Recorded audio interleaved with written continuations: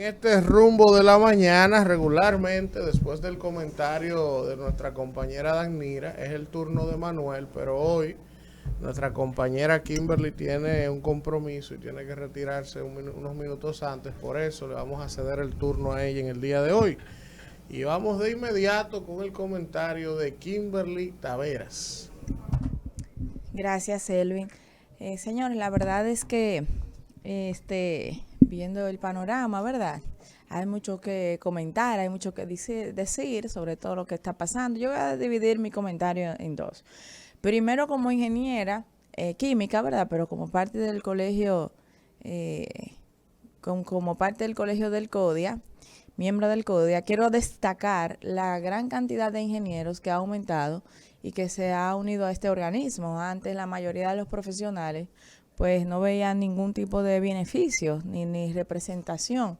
Y después que de Línea Ascensión es ministro de Obras Públicas, pues muchos ingenieros se han preocupado por formar parte de este colegio. Y hemos visto que más de 600 obras que se han licitado, que ha sido con apego total a la ley de compras y contrataciones, pues han dado la oportunidad a muchos ingenieros jóvenes que antes en otros gobiernos pues no habían tenido la oportunidad. Y qué bueno ver que las obras de este gobierno se están ejecutando de una manera transparente. No sé de otras instituciones, pero al menos la participación de los ingenieros en este gobierno ha sido amplia en esas 670 obras. Y ya ver que por fin se resolvió el tema del puente, que ya las juntas fueron arregladas, que cerraron el puente al fin para que el cemento pudiera fraguar, y ya uno que viaja constantemente en toda la provincia de Santo Domingo, pues ya no se maltratan tanto los vehículos. Miren, señores, con relación al tema de que hemos estado hablando todos estos días, basada en el sometimiento de exministros del gobierno de Danilo Medina, pues la gente ha pedido que se respete el debido proceso. Ahorita Jason llamó, incluso hizo una observación de que hay una diferencia, qué extraño, ¿no?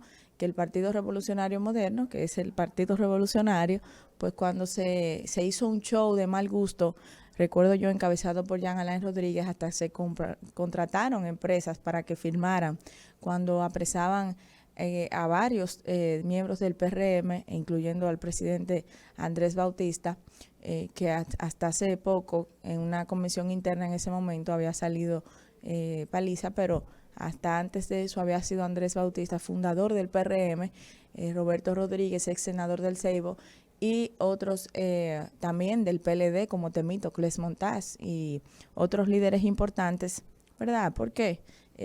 Los espectáculos solamente tienen sentido si es de parte y parte, si no, pues pasa lo que está pasando ahora, que el gobierno pues corre la suerte de que se diga que es una persecución política. Pero en ese momento yo recuerdo que los PRMistas nos quedamos mudos y callados. Fuimos muy pocos los que nos expresamos, los que alzamos la voz, los que fuimos a solidarizarnos, que condenamos los hechos de violencia, pero que sí la solidaridad con compañeros que usted tiene toda una vida compartiendo y que usted cree en su inocencia, pues debe darse, porque ¿quiénes te conocen mejor que los compañeros de tu propio partido? Y en ese proceso del PRM vimos una ausencia de solidaridad con los compañeros que salieron absueltos.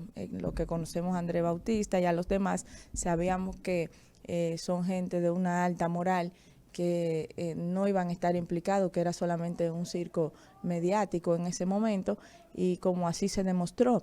Lo curioso es que Danira decía ahorita, en su comentario, y luego yo le decía, ese mismo presidente Danilo Medina, que en su momento, que hoy la gente pide que sea encarcelado con muchas denuncias de corrupción, que leí ahí que más de 60 funcionarios de su gobierno están sometidos a la justicia, muchos en su momento pedían la reelección del presidente Danilo Medina, que todo el pueblo dominicano en su momento, ¿verdad? La manipulación de la masa, por eso no me canso de hablar sobre este importante fenómeno, no se cansaban de pedir la reelección. Donde quiera que Danilo Medina iba, pedían la reelección de Danilo Medina. Llegó a tener un 80% de aprobación y solo uno de los mejores presidentes del mundo. Y llegó un momento que el PLD era invencible, intocable. que esto sirva de ejemplo.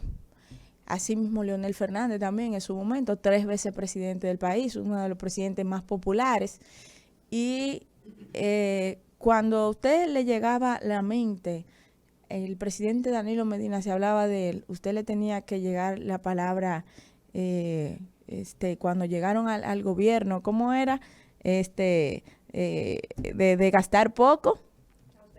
Austeridad. Esa era la palabra que era permanentemente repetida por Danilo Medina.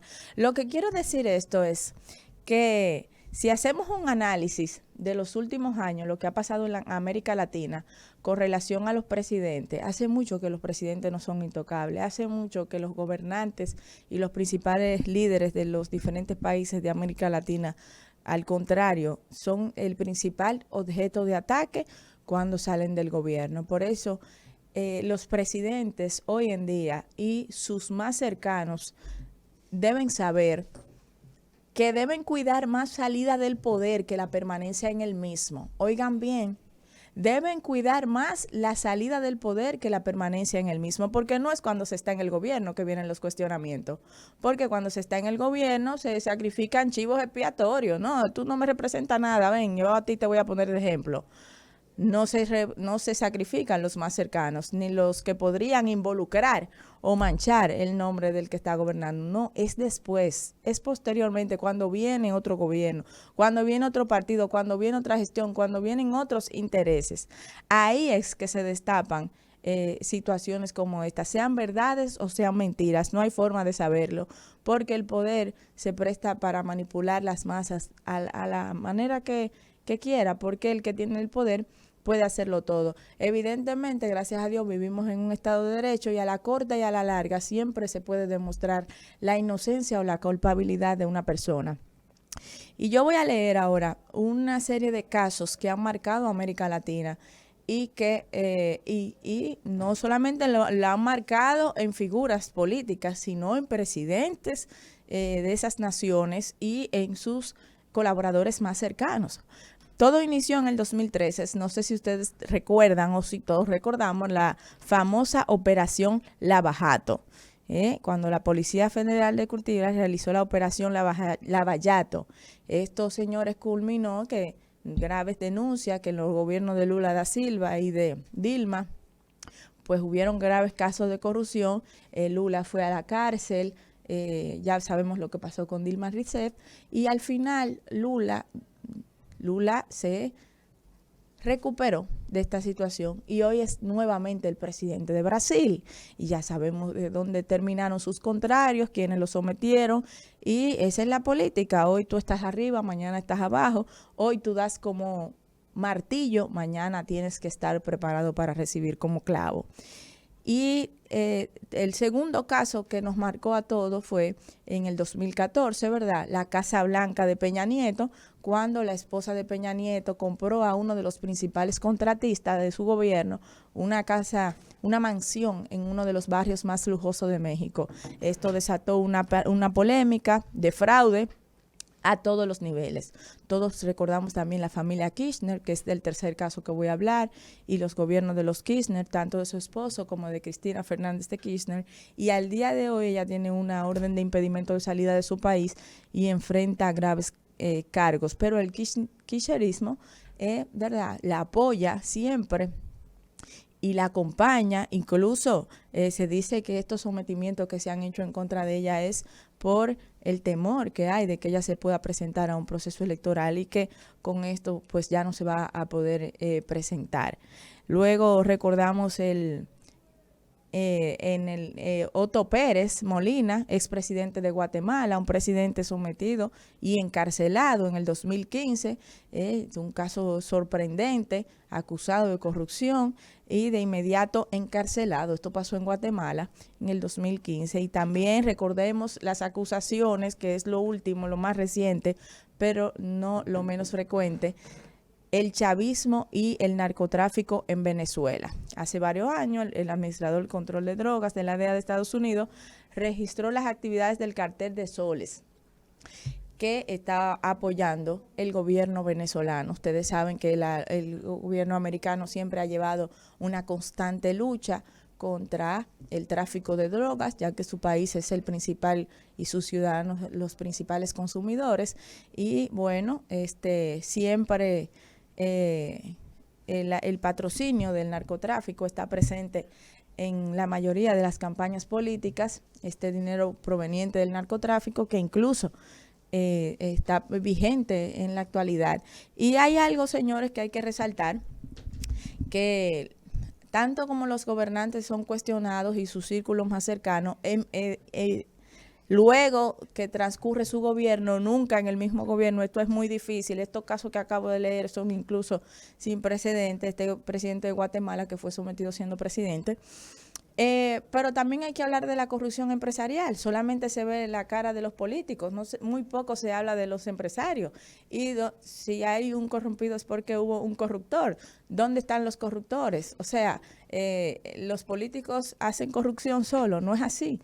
Siempre los empresarios tratan de estar en el perfil más bajo que se puede estar a nivel social para que no puedan ser cuestionados. Y una vez son amenazados con ¿verdad?, que sus negocios o sus empresas inmediatamente se constituyen en colaboradores. Si uno dice colaboradores, o es tu palabra contra la mía, tú hablaste primero, pero yo voy a hablar después.